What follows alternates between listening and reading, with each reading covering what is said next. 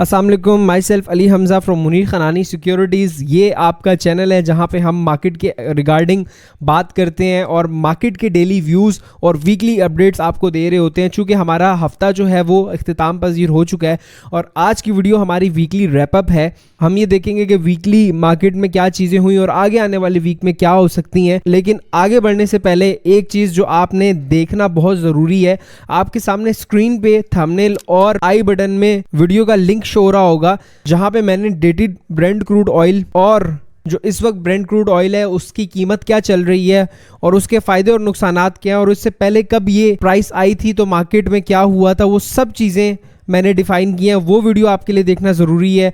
और दूसरा, एक और थंबनेल और आई बटन आपको अभी शो हो रहा होगा जिसके अंदर मैंने जो ट्रंप ने थर्सडे वाले दिन आके जो खिताब किया था और जो उसके मेन क्रक्स पॉइंट थे वो बताए हैं, उससे भी आपको अंदाजा हो जाएगा। और उस दिन मैंने सुबह ही आपको बता दिया था कि मार्केट का ये रेजिस्टेंस पॉइंट है, अब मार्केट हो सकता है यहाँ से अब नीचे आपको दोबारा रैली देना शुरू कर दे। और उसके बाद रिजल्ट आप लोगों ने देखा। बट अब हम लोग चलते हैं अपनी वीडियो की तरफ। सबसे पहले ब्रेंट ऑयल की बात करते हैं। इस वक्त जो ब्रेंट ऑयल की कीमत है वो $109 पे ट्रेड कर रही है, क्योंकि लास्ट जो डे था वो गुड फ्राइडे था और मार्केट जो थी कमोडिटीज की वो बंद थी। तो अब एक चीज आप ख्याल रखिएगा और ध्यान में रखिएगा कि हमारे पास जो मार्केट थी वो फ्राइडे वाले दिन भी नहीं खुली। इसका मतलब जो फ्राइडे वाले दिन प्राइस का गैप था, जो फ्राइडे वाले दिन प्राइस और नॉर्मल जो चीज होनी थी वो भी नहीं हुई। उसके बाद मंडे वाले दिन का भी प्रेशर होगा।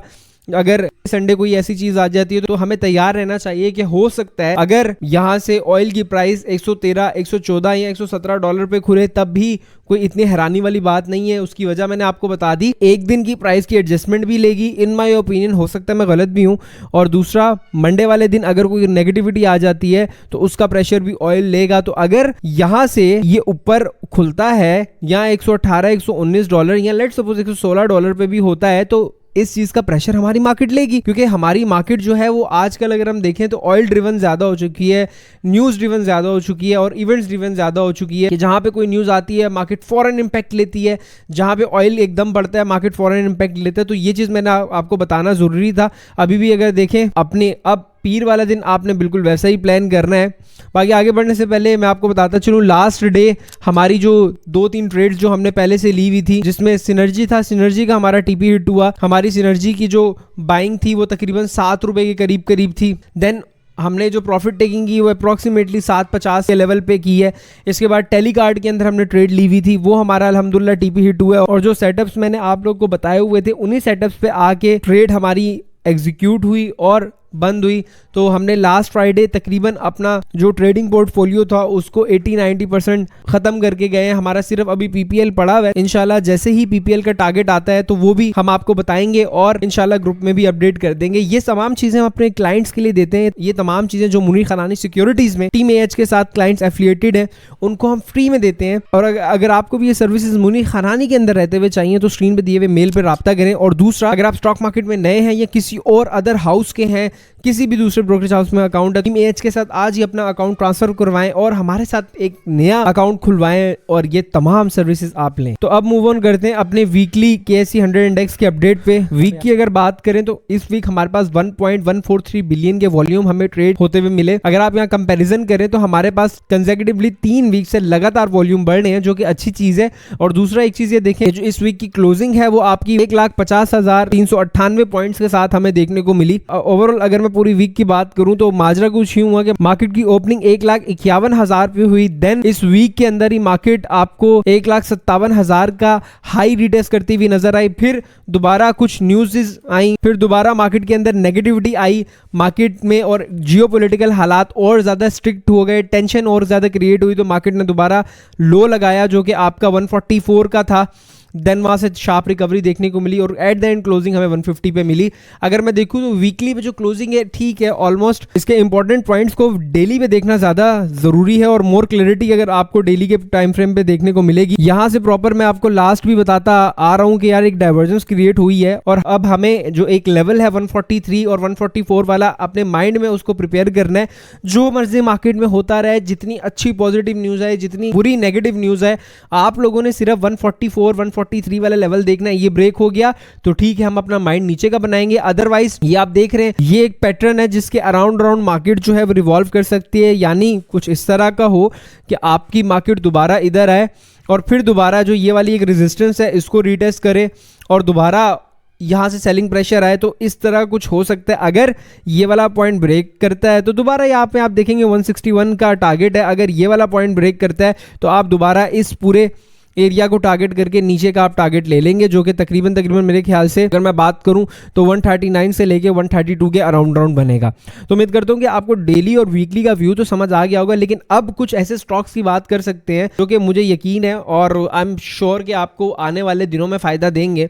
अब एक चीज़ को याद रखें, देखें इंडेक्स हमारा चल रहा है एक रेंज के अंदर कि यार ये एक रेंज इंडेक्स ने डिफाइन की हुई है, इसके ऊपर सेलिंग है, इसके ऊपर बाइंग है। तो आप कोशिश करें कि उन्हीं स्टॉक्स में जाएं जो कि एक प्रॉपर रेंज के अंदर ट्रेड कर रहे हैं। ये चीज़ बिल्कुल ना करें कि अब कोई भी अगर स्टॉक जो है वो बिल्कुल ही अगर साइडवेज हुआ है, बिल्कुल ही उसके अंदर कोई पैटर्न नहीं बन रहा, बस ऊपर नीचे बायर सेलर आके उसको घुमा रहे, तो इज्तनाब करें। उस शेयर में आपका स्टॉप लॉस ज़्यादा हिट हो सकता है। मेरे ख्याल से इस वक्त जो नीड है मार्केट की वो ये है कि जो स्टॉक्स आपकी रेंजेस बना रहे हैं उन रेंजेस के अंदर ट्रेड करें, उन रेंजेस के अंदर प्ले करें। आपकी नीचे की रेंज आपका स्टॉप लॉस होना चाहिए, ऊपर की रेंज आपका टारगेटेड प्रॉफिट होना चाहिए, बगैर किसी लालच के। अगर इंडेक्स यहाँ से ब्रेक करता है ये लेवल, फिर ही आपका स्टॉक ब्रेक करेगा और ऊपर की ट्रेड उठाएं, सीधी बात है।